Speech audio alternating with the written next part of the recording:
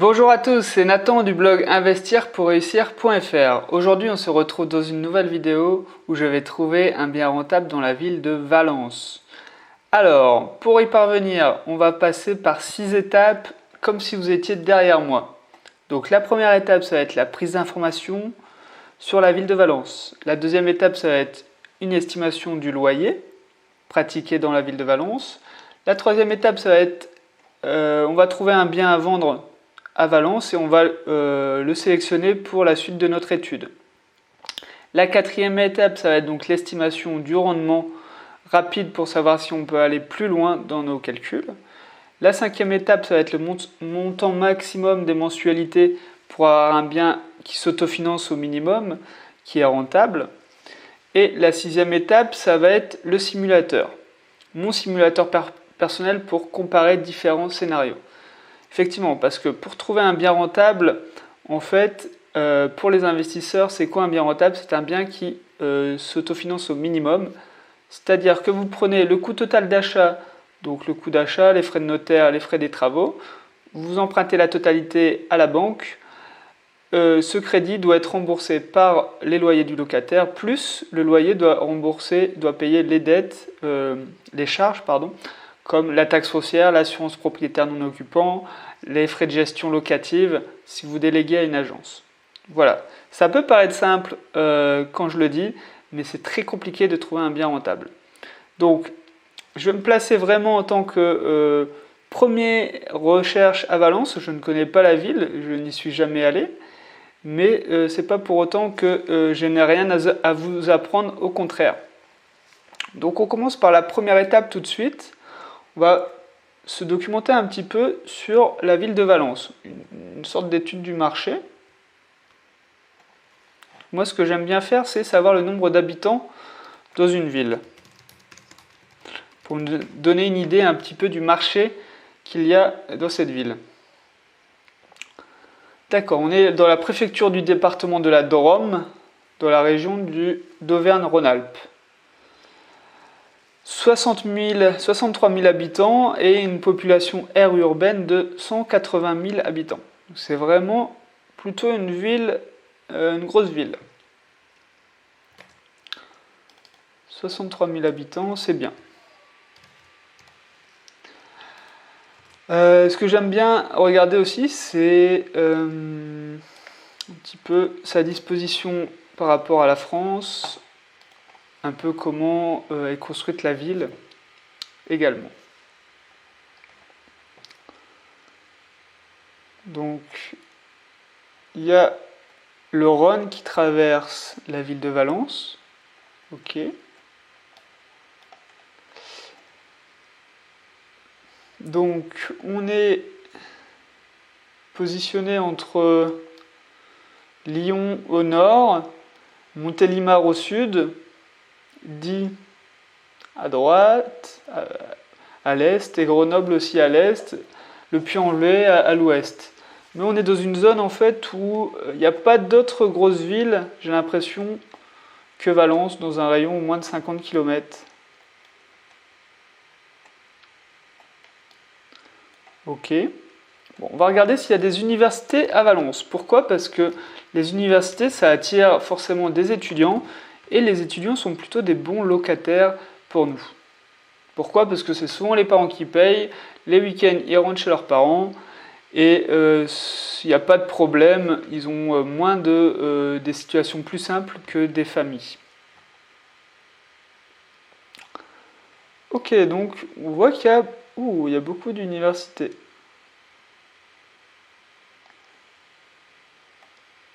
Je vais regarder tout de suite l'IUT de Valence.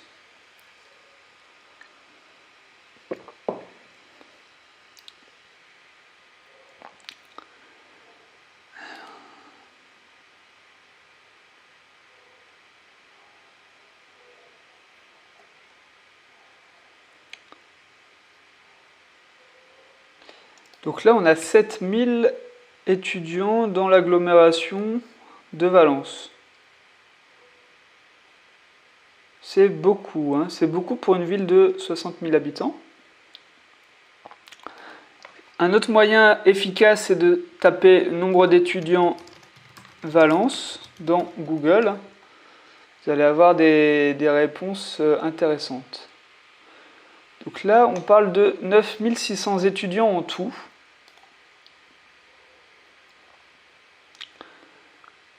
D'accord. Donc là, accueille plus de 9600 étudiants.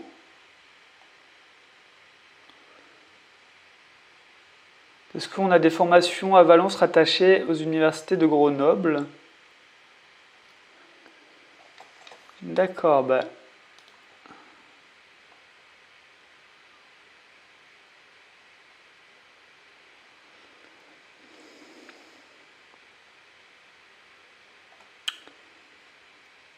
On voit qu'il y a eu une naissance d'un pôle universitaire à Valence aussi. Ok, bah c'est super intéressant. Donc 9600 étudiants, c'est vraiment beaucoup pour la taille de la ville. Un autre moyen aussi de savoir les écoles, c'est de regarder les autres annonces proposées. Et dans les annonces, souvent, de colocation ou n'importe quel autres types d'annonces, souvent on dit mon logement est situé à côté de telle ou telle école, telle ou telle gare, métro, quand il y en a, tel ou tel quartier. Et donc là, ça nous permet de se documenter sur les écoles, en tout cas, dans le cas des étudiants. On va regarder le nombre d'hôtels maintenant à Valence pour ceux qui seraient intéressés par la location courte durée et la location Airbnb. D'accord. Ah ouais, il y a quand même pas mal d'hôtels. Hein. 2, 3, 4, 5, 6, 7, 8, 9, 10, 11, 12, 13, 14, 15, 16. Ah ouais, il y a au moins 25 hôtels rien que dans ce périmètre-là. Je compte pas ici ni là. 25 hôtels, donc en fait, pourquoi je regarde ça, c'est pour savoir si y a un marché pour de la location courte durée. Et apparemment, il y en a, parce que si ces entreprises, ces gros groupes hôteliers ont décidé de s'installer à Valence, c'est qu'elles ont fait une étude de marché très poussée, qui a été concluante. Et du coup, nous, en tant qu'investisseurs particuliers, il y a un marché, ça signifie qu'il y a un marché pour la location courte durée à Valence. C'est plutôt une très bonne chose. Alors, est-ce qu'il y a un hôpital ou des hôpitaux à Valence?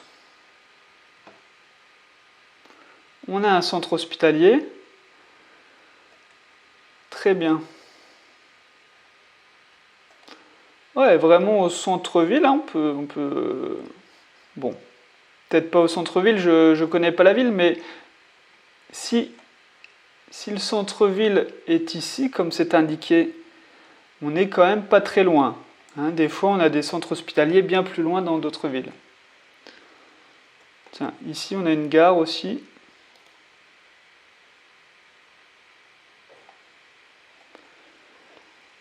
Il y a le TGV, c'est intéressant. TGV, ok. On était sur le centre hospitalier. Donc, on va aller regarder le site internet et on va chercher le nombre de lits et le nombre de personnes qui y travaillent, le nombre de médecins. Voilà.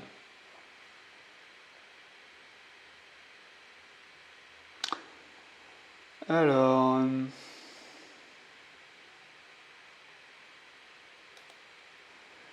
faut essayer de trouver les chiffres clés. En fait,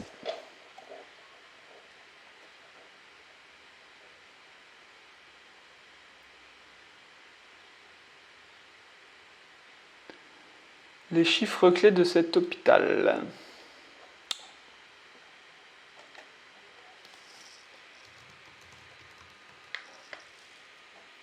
Ah, chiffres clés. Donc,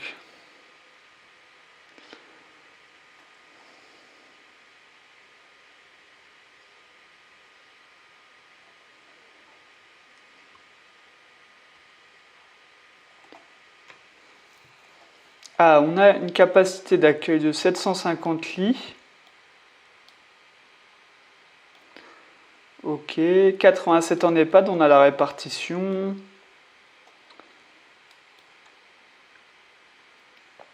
Donc l'EHPAD, ça ne va pas vraiment nous intéresser, mais les autres services, oui.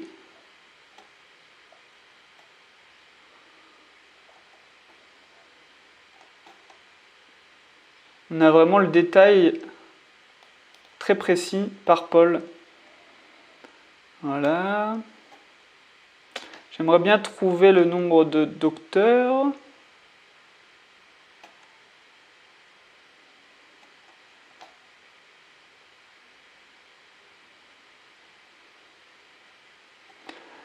Nombre d'actes, pas très intéressant.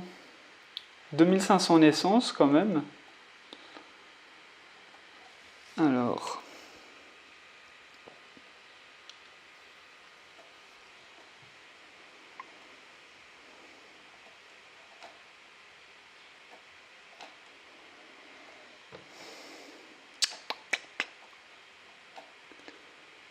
Ah voilà, on a plus de 2638 personnes qui y travaillent, 277 médecins, des infirmiers, des aides-soignants, des agents, des personnels médico-techniques, des cadres de santé, des masseurs.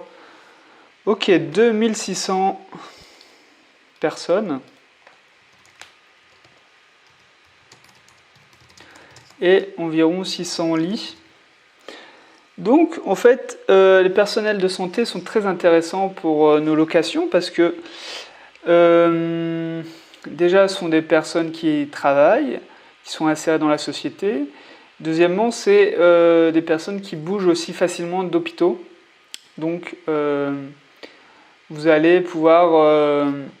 elles vont être à la recherche aussi de types de locations comme des colocations, comme elles arrivent dans des villes qu'elles ne connaissent, qu'il ou elle ne connaît personne. Ils vont plutôt être attirés par la colocation.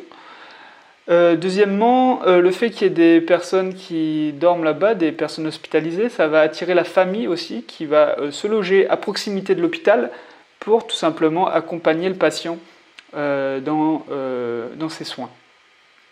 Donc en fait, c'est double avantage, des personnes qui travaillent et des personnes qui viennent pour les personnes hospitalisées.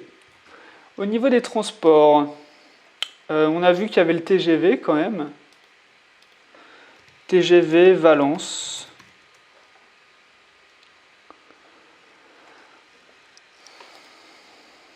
Donc il faudrait savoir un petit peu où vont les trains, à combien de temps on est des plus grosses villes aux alentours. Donc il y a Grenoble, il y a Lyon. Ouais, on doit vraiment être pas très loin de Lyon hein, en TGV. Marseille. Vous voyez, on n'est qu'à 34 minutes de Lyon. Donc c'est possible aussi qu'il y ait des Lyonnais qui viennent habiter à Valence. Hein. On est à 30 minutes. Ça peut vraiment être le cas. On est à 1 heure de Marseille. On est à 1 heure de Marseille aussi. Hein. Donc on est bien positionné en fait entre Marseille et Lyon. Ok, bah c'est intéressant de le savoir. Ça fait partie de l'étude sur la ville.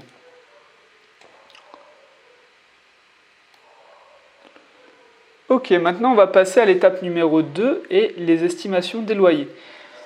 Donc en voyant un petit peu cette ville de Valence, j'ai envie de m'axer vers la colocation et donc de chercher les prix pratiqués en colocation. Je pense qu'il y a quand même un marché des jeunes travailleurs et des étudiants qui peut être intéressant. Donc pour ça c'est simple.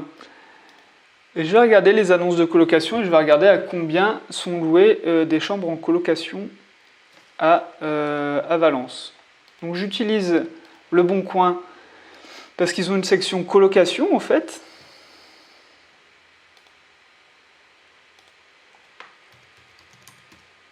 Dans leur recherche colocation.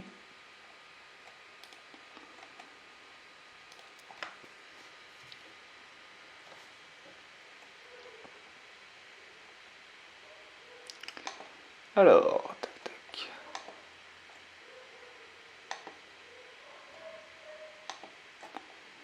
Bon, on voit que ça tourne déjà autour de 350 €, mais on va noter un petit peu les offres.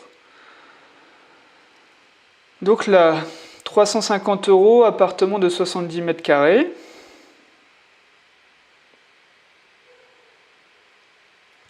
Ok, ben on va noter, hein. «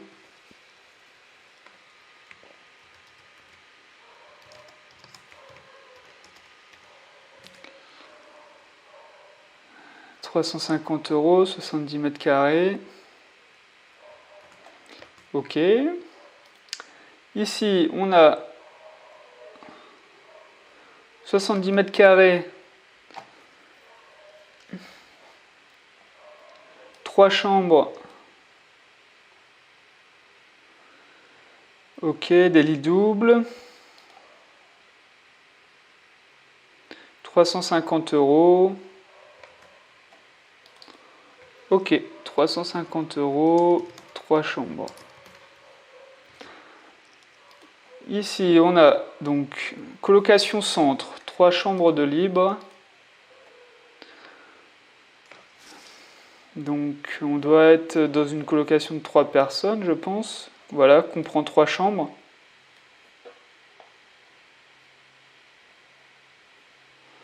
Et 2 sont occupés par des jeunes actifs. Donc, vous voyez, il n'y a pas que des étudiants, hein.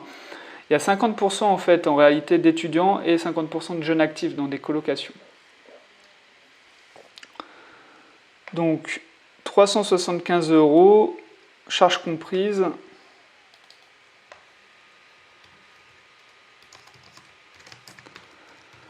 Trois chambres.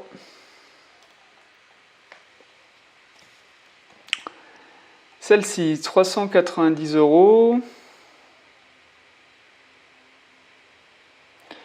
Avec 2 autres colocataires, donc 3 chambres. Il y a une grande chambre de 17 mètres carrés, hein, pour l'annonce.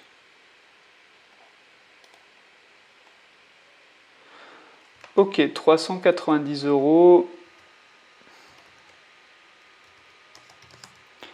3 chambres.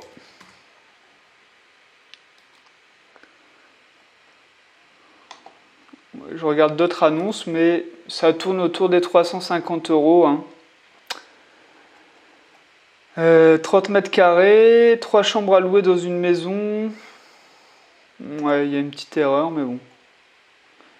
On va rester sur ces offres-là. Donc on est autour des 350 €, peut-être 370 €. Mais pas beaucoup plus, hein. Pas beaucoup plus. Ok, ben on va passer du coup à la troisième étape. On va chercher des biens à vendre en fait, tout simplement. Donc on va chercher des biens qui pourraient correspondre à une colocation de 4 personnes. Parce que c'est quand même plus rentable que 3 personnes. Et encore plus que 2. Donc si possible viser 4. C'est toujours un bon chiffre, moi. C'est ce que j'aime bien pour mes colocations. C'est ce que j'ai fait d'ailleurs dans mes colocations. C'est 4 personnes à chaque fois. Donc, on va regarder sur le site bien ici. Donc, Valence. Un budget, je sais pas, 200 000 €. Je pense qu'on va trouver quelque chose. Pour des appartements de 3 pièces et plus. Mais après, je vais trier avec les mètres carrés de l'appartement.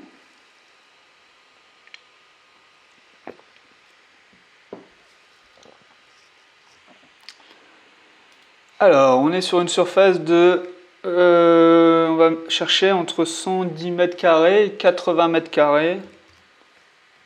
Voilà.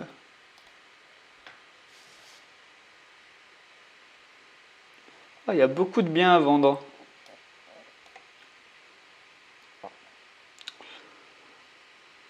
Après, on pourrait aussi axer nos recherches autour du centre hospitalier, hein. Il me semble qu'il était plus par ici. Vraiment, il y a plusieurs stratégies, hein. Il est ici. Par exemple, celui-ci, là, 4 pièces, 80 mètres carrés. Pourquoi pas? Tiens, je vais regarder. Là, on est de toute façon, on est à côté du centre hospitalier, on est quand même à côté du centre-ville, hein. À côté de la gare aussi. Donc T4 loué avec garage. 80 mètres carrés vendus loués avec 3 chambres, une cave. Donc, ouais, c'est déjà loué. D'accord. Mais bon, on va noter.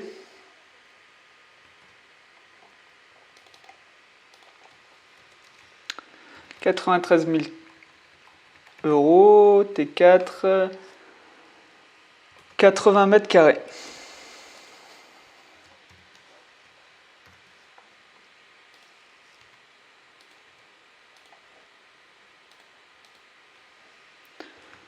Ok, sinon, qu'est-ce qu'on a d'autre? On a celui-ci, 83 mètres carrés à 119 000 euros. Alors je regarde aussi les biens directement les moins chers, parce que c'est à l'achat que vous ferez une bonne affaire en immobilier. Si vous achetez 20-30% au-dessus du prix du marché, vous ne ferez pas une bonne affaire. Donc les prix déjà les plus bas sont en final déjà les plus intéressants en général. Permet de gagner du temps aussi sur nos recherches, dans nos recherches. Ok, bon, on va noter 119 000 euros.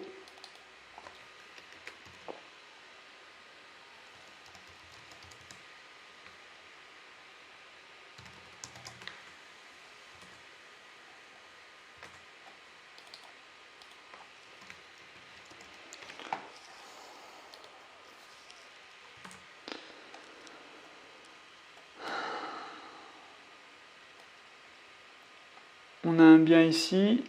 Ah, bien. 118 000 euros, 104 mètres carrés. Un grand appartement qui a l'air très joli. D'accord. Traversant est refait à neuf. Avec garage. 3 chambres. D'accord, donc ce que j'aime bien, c'est qu'il y a de l'espace pour faire nos créations de chambres, création de salle de bain si nécessaire pour avoir 2 salles de bain.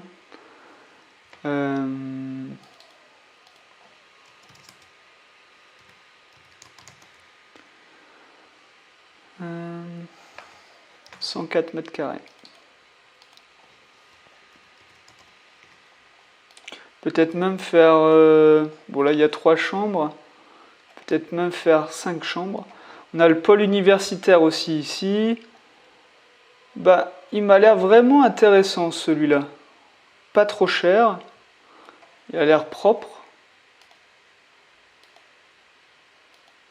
La cuisine a l'air sympa. Alors, il est composé d'un salon, d'une salle à manger donnant sur un balcon, d'une cuisine aménagée, d'une grande loggia, 3 chambres de 14 mètres carrés, d'une salle d'eau, d'un toilette, d'un placard de rangement. Ben, moi j'ai envie d'aller un peu plus loin avec cet appartement et de le choisir.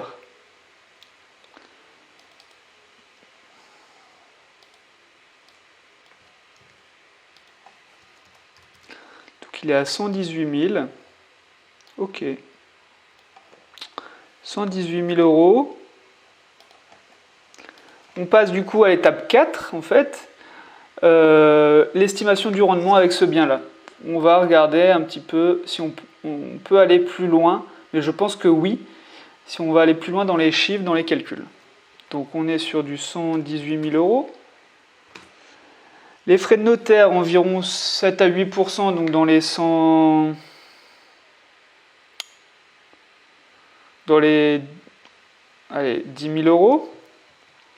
Les coûts des travaux, donc là, ça va être un petit peu la partie estimation qui va rentrer en compte. Il va falloir faire passer un artisan, bien sûr. Mais on sait qu'on va devoir créer une chambre.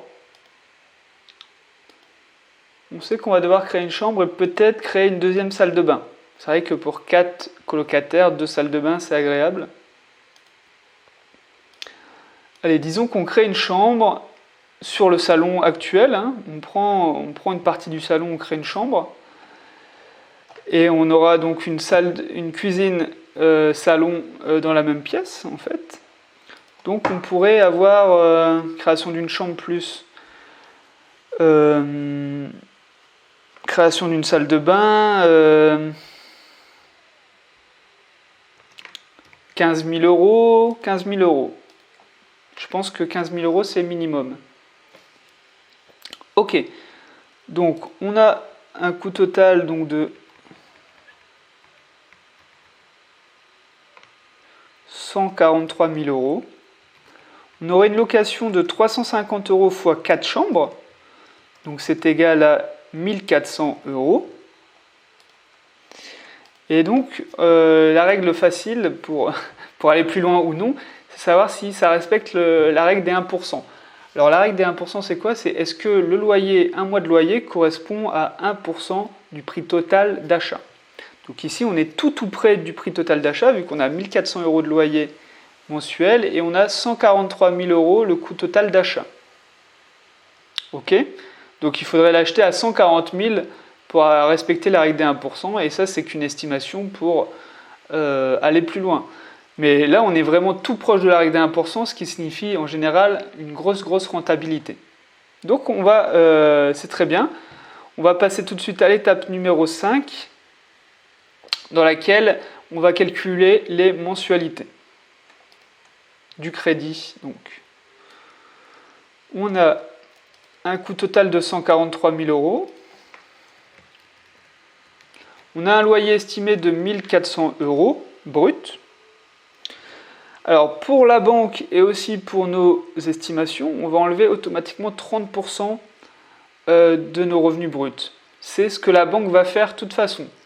Parce qu'ils savent que vous aurez de la vacance locative, des frais de gestion, la taxe foncière, les charges de copropriété, etc., etc. Du coup, automatiquement, ils enlèvent 30%. Et ils ont plutôt raison. C'est vraiment, en général, le minimum des charges à enlever, enfin de la marge à prendre, parce que ça va très vite en immobilier. Hein. Il suffit qu'il y ait des travaux à faire, on évite à 500 euros de facture. Bref, on va enlever du coup 30%, donc ça nous fait donc du 280 plus 140, ça nous fait donc du 420 euros moins, donc du 980 euros net.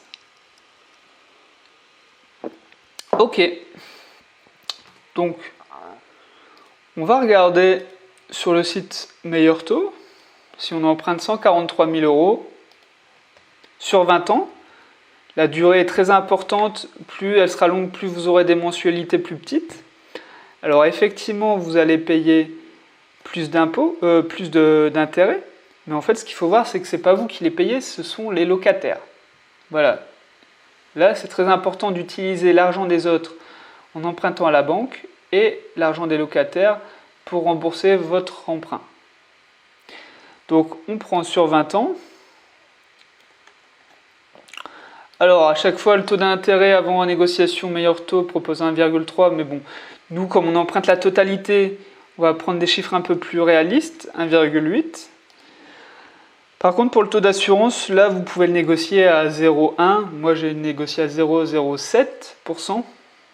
Donc si vous êtes jeune en bonne santé, vous faites au pire de la délégation d'assurance pour obtenir un meilleur taux d'assurance. Ce qui nous amène à des mensualités de 722 euros. Donc 722 euros par mois. Donc est-ce que notre loyer net est supérieur aux mensualités? Oui, parce qu'on a 980 euros de revenus nets estimés et 720 euros de mensualité à rembourser. Donc ça nous fait presque 260 euros en plus dans notre poche tous les mois. Et là, on a pris quand même une marge de 30% sur les loyers. Hein. Vous voyez que on est presque à 20% de rentabilité brute pour notre cas. Bon, tout de suite, on va passer à l'étape 6 et mon calculateur officiel et personnel pour comparer différents scénarios. Donc le coût total c'était 143 000. Ok. Ça va nous permettre aussi de prendre en compte un peu plus de charges et d'être plus réaliste encore. Donc on a un appartement de 104 mètres carrés.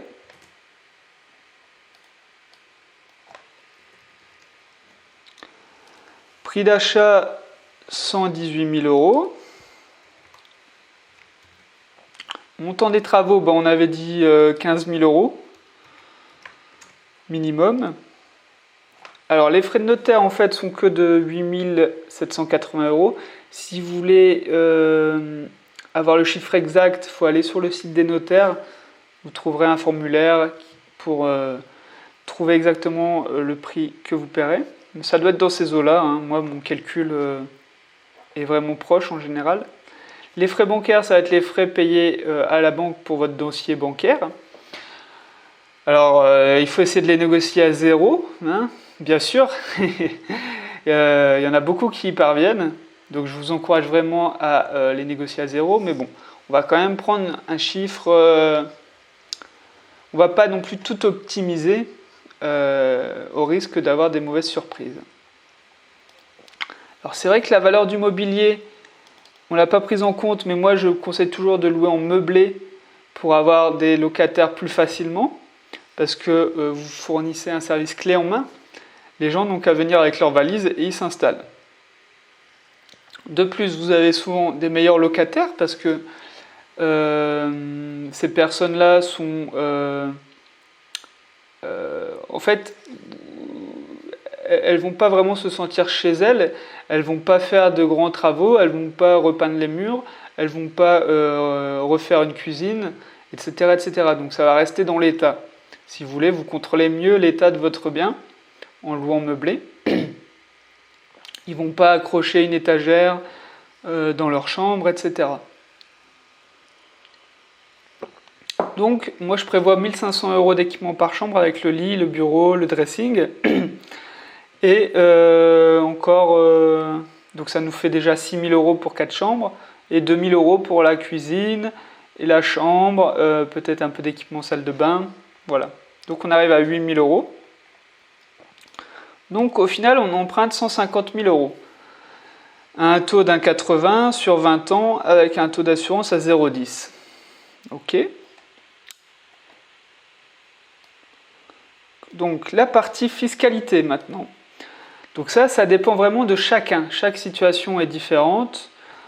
Si vous êtes à une tranche d'imposition à 14% ou 30%, ça ne sera pas pareil parce que vos revenus immobiliers s'ajoutent à vos revenus de salariés. Donc ce qui veut dire que si vous êtes à 14%, vous allez payer 14% d'impôt sur tous vos revenus immobiliers.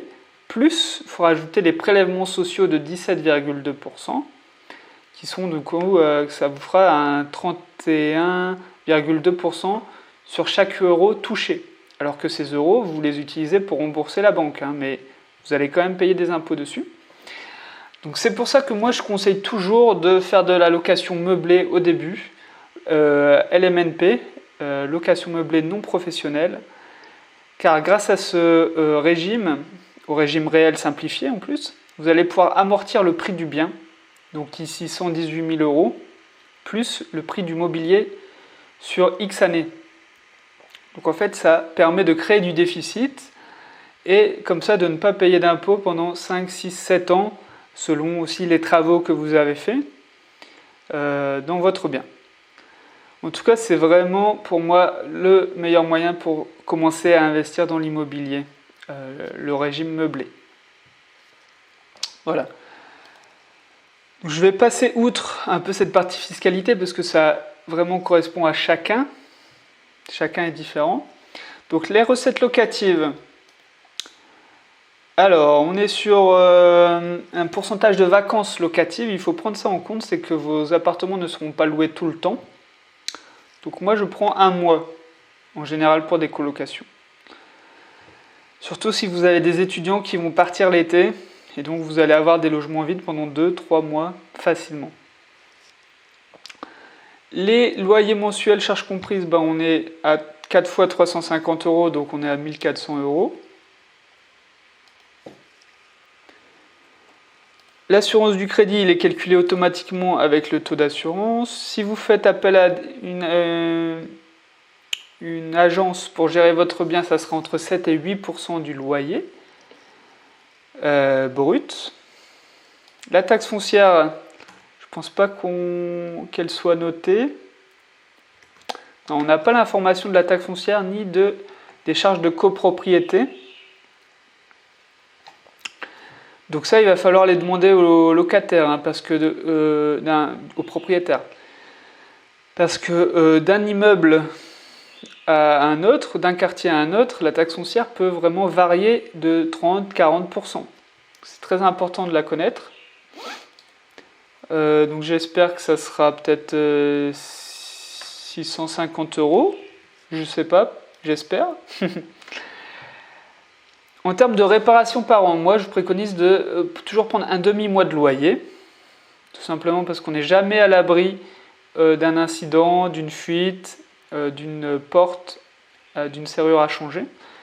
Puis même si vous ne faites pas de travaux pendant une année, eh ben, peut-être que la deuxième année, vous allez avoir le double de travaux. Donc ça, c'est une provision en quelque sorte. Vous savez que vous allez les dépenser.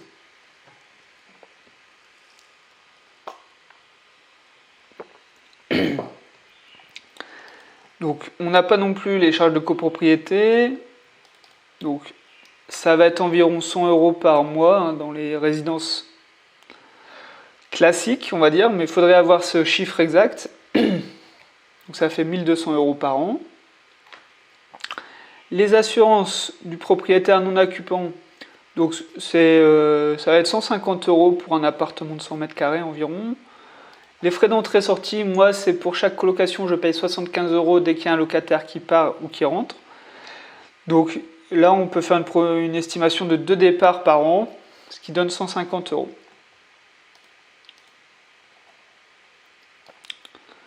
Ok, donc on a un premier retour sur investissement, rendement brut de 10%, rendement net 7%, c'est pas le plus important. Ça, on va pas prendre en compte, c'est la partie fiscalité. Non, le plus important du coup, c'est vraiment ce qu'il va avoir dans notre poche à la fin du mois. C'est ça réellement ce qui est important.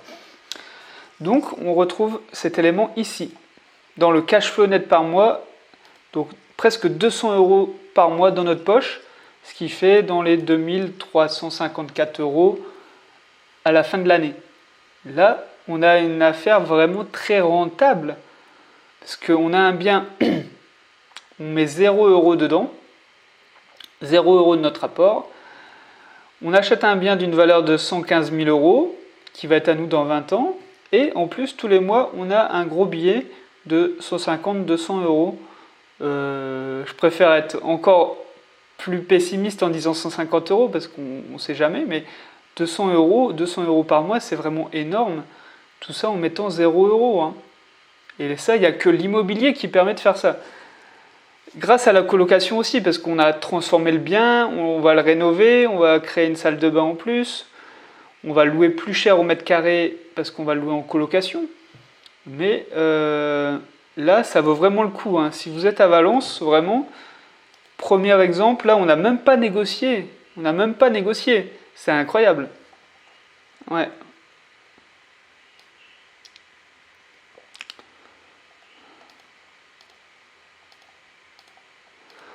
Donc, je vais enregistrer ce scénario.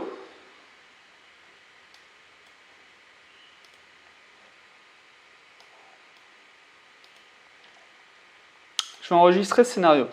Un autre scénario qu'on pourrait faire, c'est aussi sans agence. Par exemple, vous ne voulez pas d'agence. Sans agence, pardon. On arrive à 292 euros de cash flow. On gagne presque 100 euros.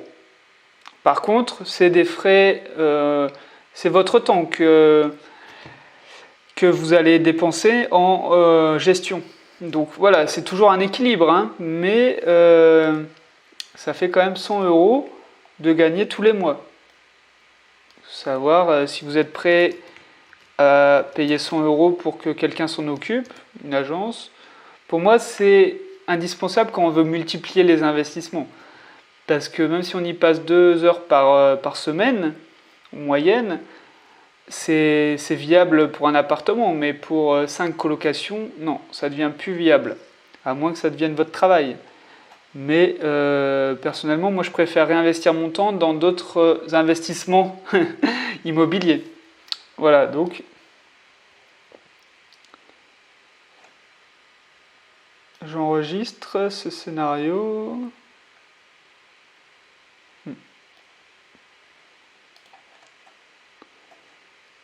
J'ai l'impression que ça a un peu planté.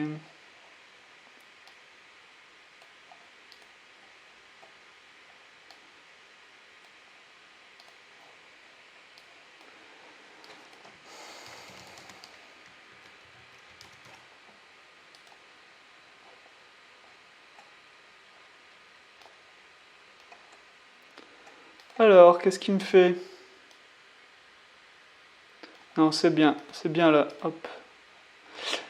Ok, et ben on peut même maintenant faire une estimation, je veux dire, on peut négocier, hein. Bah, il va falloir négocier, de toute façon, rien que pour le principe, même 1000 €, en combien de temps vous avez gagné 1000 €, hein? Là, vous pouvez gagner 1000 € peut-être en une minute. Donc non, on va négocier, allez, 110 000 €. On n'a même pas fait baisser le prix de 8%, c'est pas grand-chose. On peut remettre des frais d'agence, hein, pour être un peu plus réaliste avec, en tout cas moi, ce que je ferais. Et là, on est à 240 € de cash flow, hein. On a gagné 50 € encore une fois, en faisant baisser le prix de 5000 €. J'enregistre du coup le scénario. On a pris un loyer de 1400, on pourrait l'augmenter. Peut-être à. On a pris 350 € par chambre, ça serait peut-être 380 ou 360. On pourrait faire une simulation. On pourrait faire aussi des estimations avec une taxe foncière beaucoup plus élevée, donc par exemple 1300 €. 1300 €, qu'est-ce que ça donne? On mange quand même un peu notre cash flow, hein. On est à 186 €. Voilà, grâce à ce calculateur, on peut vraiment faire des simulations au plus près. Et donc si on compare les scénarios, qu'est-ce qu'on a? Il ne faut pas prendre en compte le scénario défaut. On a le récapitulatif du cash flow selon nos scénarios. Donc sans agence, avec un bien 118 000 €, et ben on est à 292 € de cash flow. Imaginez, vous répétez cette opération 4 fois, 4 appartements, 280, 250, ça nous fait 1000 €. Ça vous fait 1000 € en plus tous les mois de revenus. Plus un patrimoine qui se construit d'environ 400 000 €. Vraiment excellent. Si on a tout ça sans apport en plus, si on fait appel à une agence et qu'on négocie le bien de 8000 €, on est à 240 € de cash flow. Toujours bien. Et on a quand même pris en compte quelques prévisions, hein, on a pris des frais réalistes, etc. etc. On a aussi les rendements, les différents rendements bruts et nets, c'est le plus important. Ça prend en compte la fiscalité en location nue, donc ça ne nous intéresse pas. Mais c'est bien ces deux chiffres-là les plus importants. On voit quand même que la rentabilité nette augmente quand le cash flow est plus élevé. Mais c'est quand même deux choses différentes, hein. Il faut bien différencier le rendement et le cash flow, ce qui rentre dans votre poche ou qui sort tous les mois de votre poche. Donc grâce à la colocation, on trouve des biens vraiment... on rend des biens rentables en fait, on transforme le bien. Parce que vous l'auriez loué à une famille classique, je ne pense pas que vous l'auriez loué 1400 € et je ne pense pas que vous auriez eu ce cash flow par mois. Donc la clé, elle est là, elle est dans la transformation du bien.